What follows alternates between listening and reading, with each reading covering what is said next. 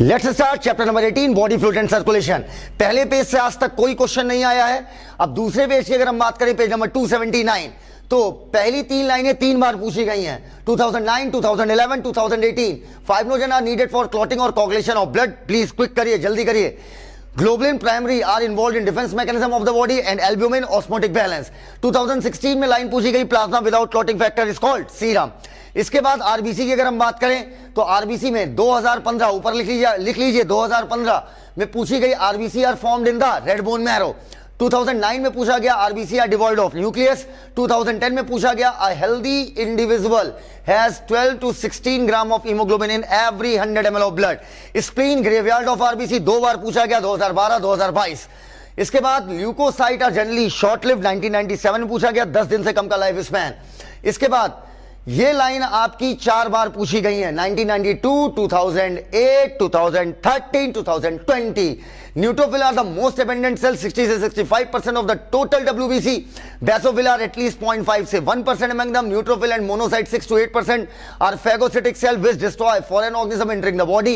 Basophil secrete histamine, heparin, serotonin, etc. and are involved in the inflammatory reaction. Eosinophil 2 से 3% resist reaction and also associated with allergic reaction. Lymphocyte 20 से 25%. Two major BNT, both BNT lymphocyte are responsible for immune response of the body. भैया पढ़ा नहीं रहे, underline करना सीधे आपको, got it. अगला 2016 में लाइन पूछी गई है रिडक्शन इन देयर, इस लाइन से क्वेश्चन बनाया गया। Reduction in their number can lead, किसका number, platelet, can lead to the clotting disorder which will lead to excessive loss of fluid from the body.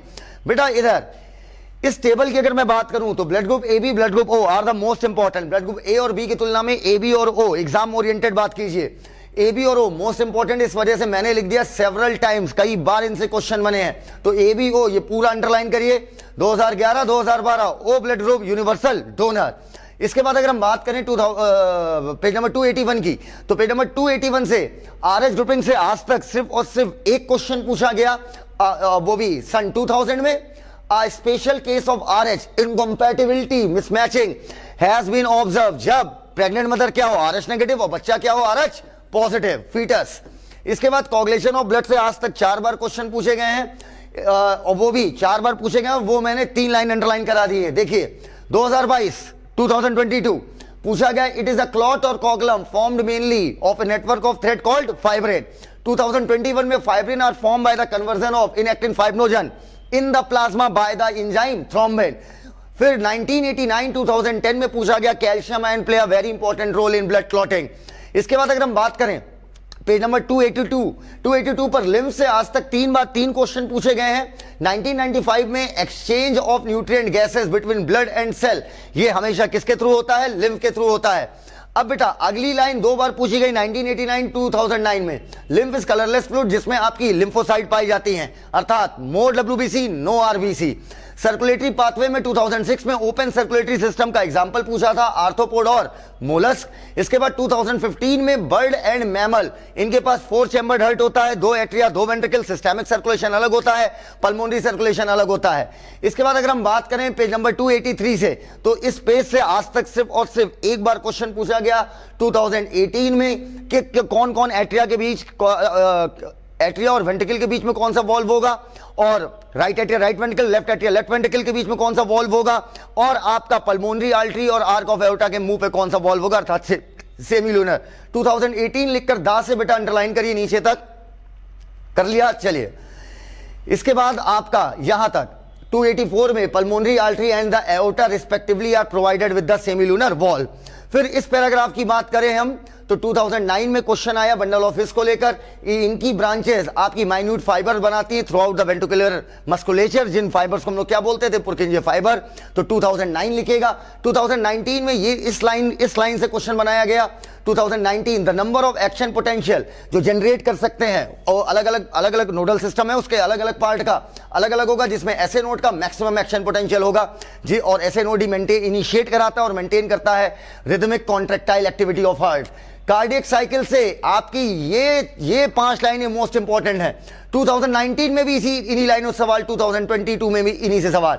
In joint diastole में tricuspid bicuspid valve are open, blood pulmonary vein और vena cava से आपके left और right ventricle में जाते हैं respectively क्रमशानुसार through left and right atria, left right atria के through. The semilunar valve are closed at this stage. The SA node now generate an action potential which stimulate both atria, और दोनों atria simultaneous contraction करते हैं। इसके बाद page number 285 की अगर मैं बात करूं तो 2015 में इन तीन लाइन से क्वेश्चन उठाया गया कि वेंट्रिकल जब रिलैक्स होते हैं, डायस्टोल होते हैं, वेंट्रिकल का प्रेशर कम होगा, बॉयल्स लॉ लगेगा। अरे मैं पढ़ाने लगता हूं बीच बीच में। इधर the closure of semilunar valve, और अर्थात आप सेमिलुनर वॉल्व आपका क्लोज हो जाएगा, जिसकी वजह से ब्लड का बैकफ्लो वेंट्रिकल में नहीं हो पाएगा। कार्डियक साइकिल से जनरल न्यूमेरिकल आया था, इस वजह से उसको मैंने यहां मेंशन नहीं किया।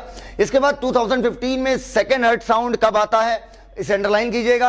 Second heart sound closure of semilunar valve की वजह से आता है। ईसीजी की अगर मैं बात करूं, मोस्ट इंपॉर्टेंट लाइन है सर्कुलेटरी सिस्टम में। अगर मुझसे तुम पूछो बेटा तो सर सर्कुलेटरी का मोस्ट इंपॉर्टेंट पार्ट बताइए, तो मोस्ट इंपॉर्टेंट पार्ट में अगर दो बताना चाहूं, मैं इसलिए दो बता रहा हूं सबके, ठीक है, किसी का तीन होगा तो तीन भी बताऊंगा। Circulatory body fluid and circulation में ये आपकी जितनी लाइनें हैं, आपकी 8 लाइनें मोस्ट इंपॉर्टेंट है, मोस्ट इंपॉर्टेंट, और इसके साथ में आरबीसी डब्ल्यूबीसी। तो ये डायग्राम और इन 8 लाइनों से क्वेश्चन देखिए कितनी बार आया। 2009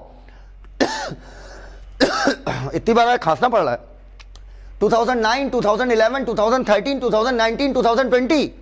The P wave represent the electrical excitation of the atria which lead to the contraction of both the atria. The QRS complex represent करते हैं depolarization of ventricle, जो इनिशिएट कराते हैं ventricular contraction को। Contraction start shortly after Q and marking the beginning of the systole. T wave represent करता है कि ventricle अब रिलैक्स हो चुके हैं, repolarization हो चुका है। End of T wave marks the end of systole. अब बात करते हैं डबल सर्कुलेशन से। ये लाइन 2 बार पूछी गई है। सोचिए पूरे पैराग्राफ में एक लाइन पूछी जा रही है, वो भी 2 बार पूछी जा रही है। 2010 में ट्यूनिका मीडिया आपकी वेन में कैसी होगी, आर्टरी की तुलना में पतली होगी। 2003 में ये लाइन पूछी गई, the oxygenated blood entering the aorta, वो किसके थ्रू आते हैं, आर्टरी, आर्टेरियोल, कैपिलरी और टिश्यू तक पहुंचते हैं। वहां से deoxygenated blood when, venule when और वेना कावा की मदद से राइट एट्रिया में चला जाता है, और इसको हम बोलते हैं सिस्टेमिक सर्कुलेशन। 2017 की अगर मैं बात करूं, 2017 में क्वेश्चन आया आपका कि हिपैटिक पोर्टल सिस्टम किसके किसके बीच होता है, क्लियर। तो इसको अंडरलाइन कर लीजिएगा। A unique vascular connection exist between digestive tract and liver called hepatic portal system. The hepatic portal vein carries blood from intestine to the liver before it is delivered to the systemic circulation.